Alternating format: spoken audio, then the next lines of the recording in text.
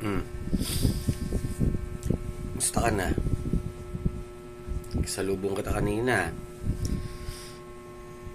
Dati-dati, taas na ka pag naglalakad ka. Pumipitik pa yung balikat mo Parang sakop mo yung daan Bakit ngayon? Pakiramdam ko, down to earth ka na kung maglakad